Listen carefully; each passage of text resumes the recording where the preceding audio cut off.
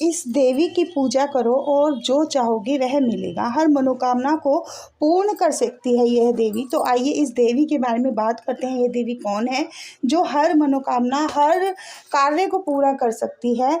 जय जय महाकाली। मेरे चैनल में स्वागत है। मैं आशा करती हूँ आप सभी अच्छे होंगे, स्वस्थ होंगे। और अगर आपने अभी तक मेरे चैनल को लाइक और सब्सक्राइब नहीं किया है तो कृपा करके कर दीजिए, ताकि माता काली के बारे में मैं जो भी जानकारियाँ डालती हूँ वह आप तक जल्द से जल्द पहुँच जाएँ। तो देखिए, आज हम बात करते हैं कि ऐसी कौन सी जो देवी है जो हमारी हर मनोकामना को, हर पूजा को स्वीकार करके सारी ही मनोकामनाओं को पूरा कर सकती है।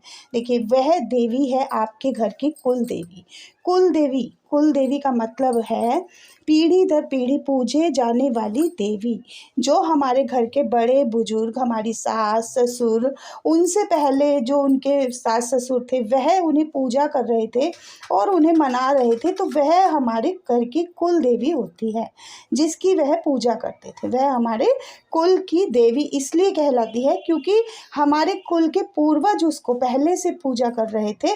और अगर अब हम इस पीढ़ी, जो ये नई पीढ़ी है, या हम इस देवी की पूजा नहीं करते हैं और आप किसी भी देवी या देवता की पूजा कर लीजिए, तो वह पूजा आपकी स्वीकार नहीं होगी और वह पूजा का कोई भी आपको फल नहीं मिलेगा।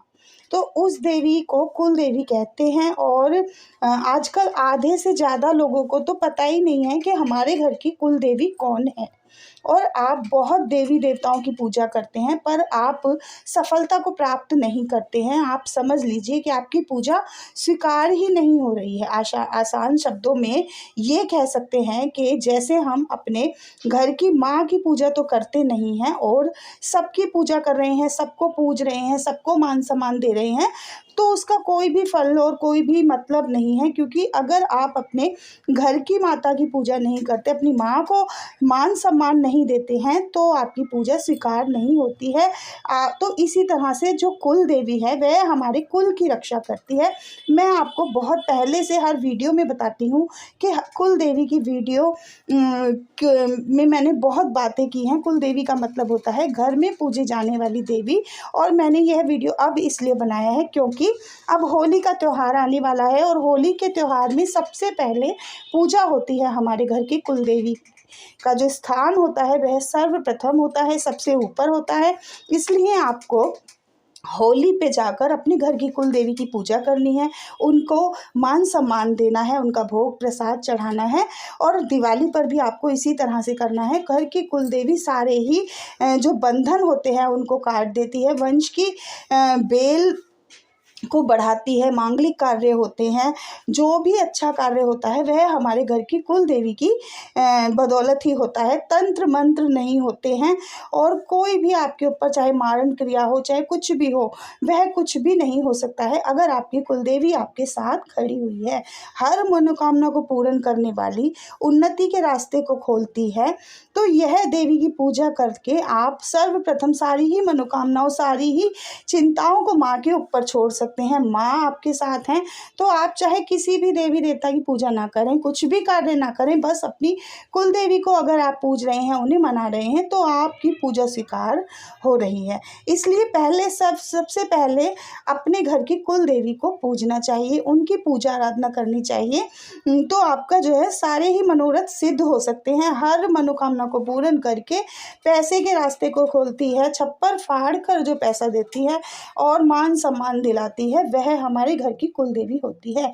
घर का रास्ता ही, मान लीजिए आपके घर में पैसा नहीं आ रहा है, कोई भी कार्य नहीं हो रहा है, रुकावटें आ रही हैं, आपको नींद नहीं आ रही है, कोई भी कार्य नहीं हो रहा है, बंधन हो रहे हैं, तंत्र हो रहे हैं आपके ऊपर, तो आपके घर की जो कुल देवी है वह आपसे रुष्ट है और आपके कार्यों में रुकावट आ रही है।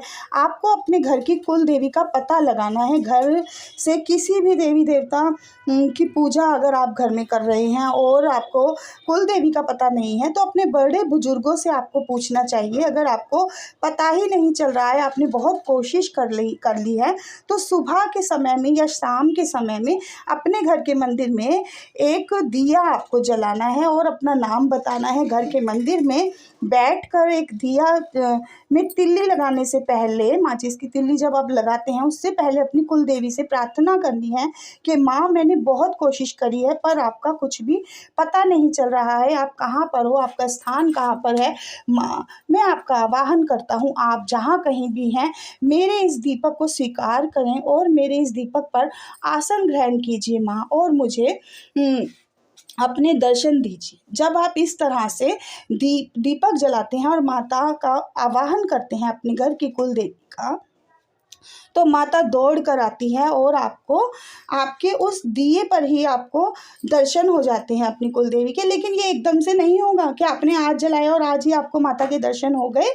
तो इसके लिए आपको पूरे 41 दिन तक दिया जलाना पड़ेगा, दीपक जलाना पड़ेगा, आवाहन करना पड़ेगा। बताशे पर बताशा और मतलब एक कपूर रख के उसके ऊपर बताशा रख के 2 लौंग का भोग लगाना पड़ेगा अपनी कुल देवी के नाम का। तो 41 दिन में माता आपको दर्शन ज़रूर से ज़रूर दे देंगी और सपने के माध्यम से आपको उस स्थान का भी पता चल जाएगा कि वह स्थान कहाँ पर है, माँ कहाँ पर आपकी कहाँ पे विराजमान है और कौन सी माता आपकी पूजी जा रही हैं। तो आपकी कुल देवी आपको अपने आप ही दर्शन दे देंगी। तो इसलिए आपको, अगर आप महिला हैं तो आप 41 दिन का कोई भी नियम नहीं कर सकती हैं, तो आप 21 दिन का 21 दिन का संकल्प लीजिए। उसके बाद में फिर दोबारा से 21 दिन का लीजिए। और मान लीजिए आपने 41 दिन का ले भी लिया है और आप बीच में कोई प्रॉब्लम आ जाती है तो आप उसको ठीक और सर्द होने के बाद में दोबारा से कंटिन्यू कर दीजिए, क्योंकि यह कोई बहुत बड़ी बात नहीं है, ये एक नॉर्मल क्रिया है। तो इसलिए आप अपनी कुल देवी का इस तरह से आपको पता चल जाएगा, दर्शन हो जाएंगे और आप उनकी पूजा को आराम से कर सकते हैं। ठीक है, तो इसलिए आप रोज़ की पूजा में भी आप कुल देवी का नियम से दिया जला सकते हैं। देसी घी का दिया जला दीजिए, या फिर काली माता हैं तो सरसों के तेल का दिया जलाइए। मैं रोज़ डेली जो पूजा करती हूँ उसमें एक दिया मेरा अलग से अपने घर की कुल देवी के नाम का होता है। और देखिए, जब आप 41 दिन तक जब आप माता के नाम का, अपने घर की कुल देवी के नाम का दिया जलाएंगे, दीपक जलाएंगे, तो आपके साथ ऐसा भी हो सकता है कि मेरे साथ क्या हुआ था, जब मैंने ये संकल्प लिया था तो जो मेरा दिया था वह घूमने लग गया था, वह चलने लग गया था। तो ये एक सत्य बात है, ये कोई झूठ नहीं है। दिया चलने लगा था, घूमने लगा था, तो इसका मतलब सिर्फ यही था कि जो हमारी कुल देवी है उसने हमारे घर में स्थान ग्रहण कर लिया है और वह दीपक पर आसन ग्रहण कर रही हैं। तो इसीलिए यह कार्य होने लगा था। 2 से 3 बार 4 बार हुआ था, उसके बाद में ये नहीं हुआ था, क्योंकि जो हमारे घर की कुल देवी थी वह हमारे घर में साक्षात विराजमान हो चुकी थी।